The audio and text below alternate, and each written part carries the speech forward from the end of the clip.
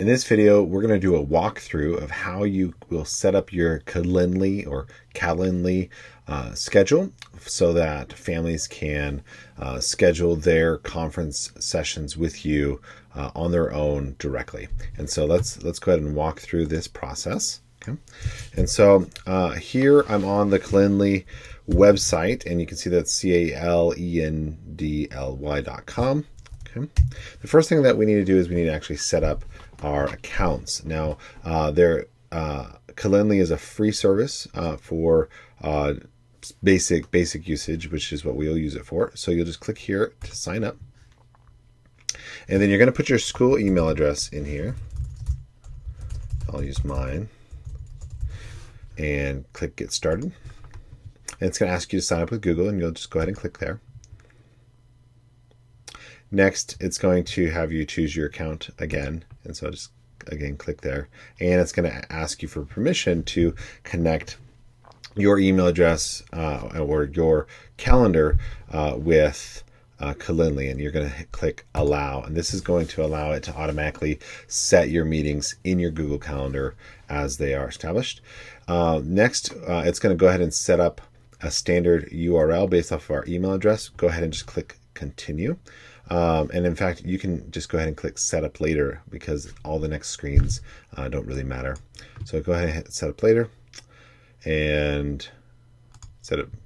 I suppose you're going to have to click through these and just continue or Set Up Later.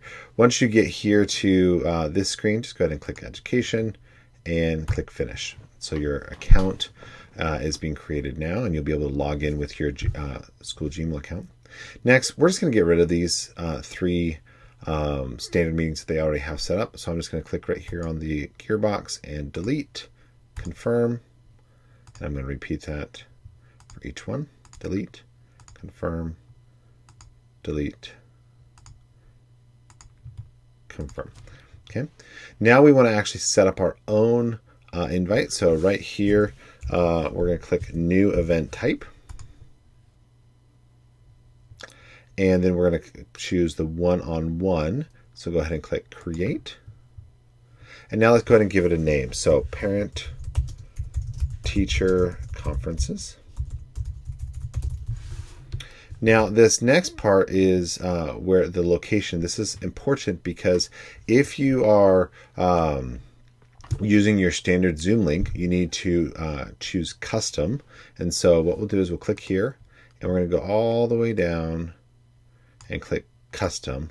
And here we're going to paste our Zoom link. And so let me grab my Zoom link real quick. And what this will do is this will actually display for the family both in an email that is sent to them after it's been connected, and also one second, sorry.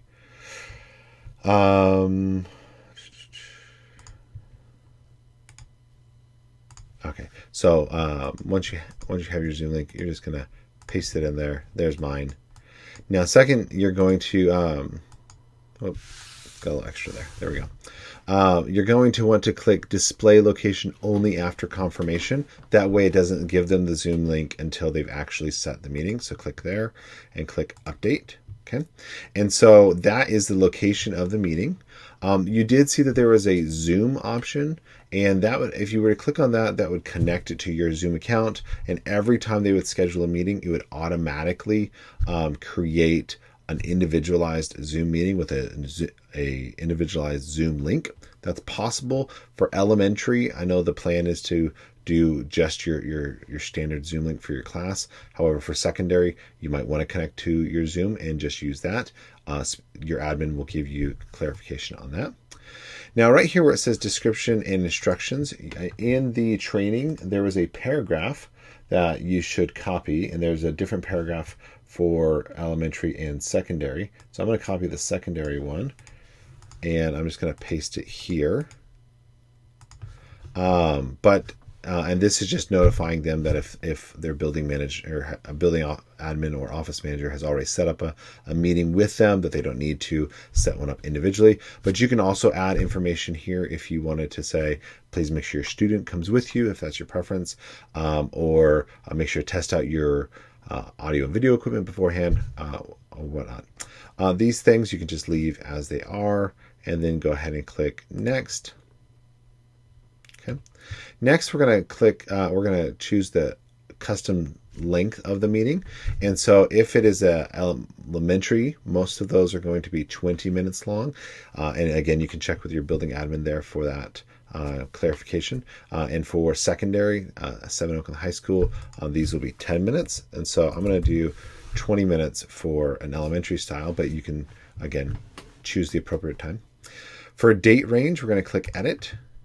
And then right here where it says when can events be scheduled, go ahead and click that drop down and say over a date range.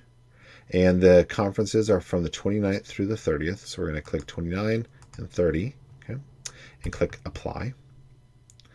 Next, we're going to click advanced. And right here where it says show availability in increments, we're going to choose a matching time for custom minutes. So 20, 10, whatever your time is. I'm not going to choose any more of these details, but I'm going to go back to hours. And what we want to do now is we actually want to set the start and finish times on that day. And so here's the 29th and 30th. So I'm just going to click here. And notice that it pre-populates with some information. And so I'm going to set some different intervals.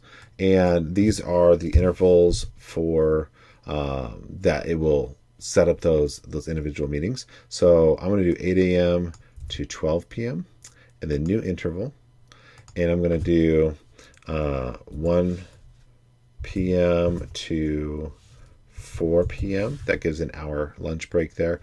Those times, those individual times, most schools will use these ones that I'm setting up here, but look on the training page to see if your building admin has set something different, or check with your building admin if they want something different, or to allow you to set your own lunch times and dinner times, so on and so forth.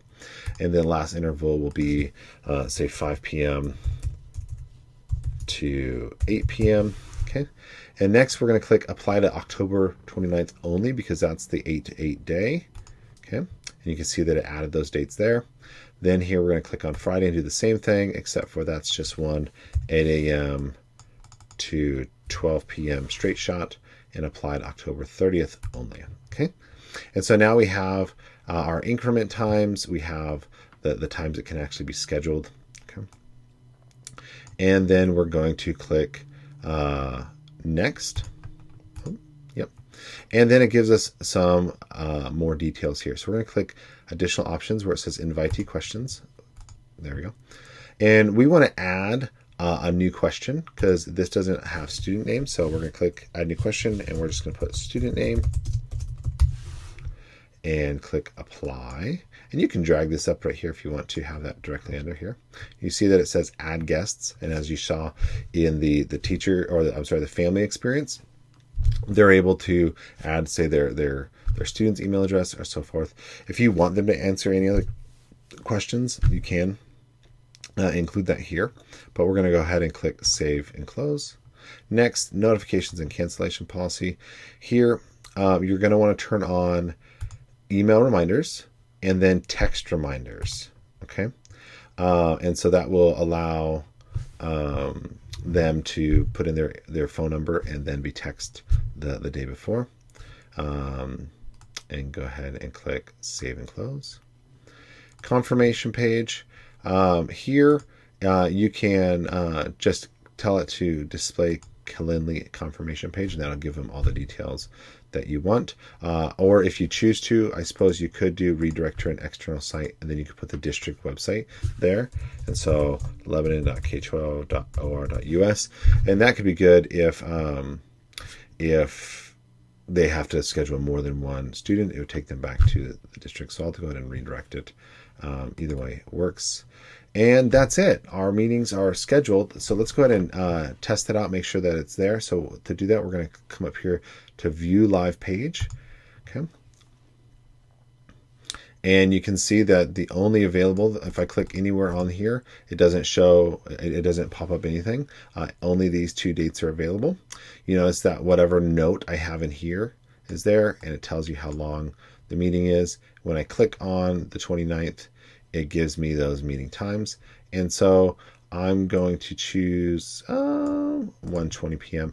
and these will disappear as they're chosen, so only the available times will show.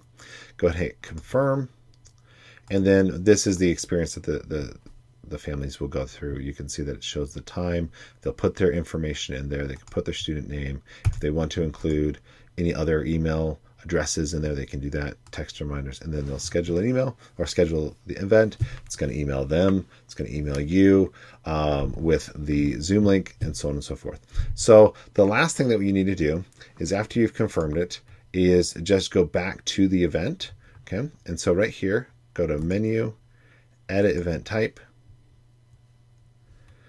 and you're going to right click on this view live page, and you're going to copy that link address. And then you're going to come to the training page, and you can see that there is a form down here at the bottom. This is the very important part, is that the office managers will be linking your schedule to the standard district website page that we've created. And so you'll choose your school, Hamilton Creek and Evan Bramer, and then you're going to paste your link there, and you're going to click submit. And once you've done that, you are done, and you can just follow whatever instructions your building admin have for getting your schedule out there. I know that the high school will be waiting a little bit to be able to schedule certain students first before it goes out to the public. And then again, in the elementary level, your building admin will let you know what they want. So cheers.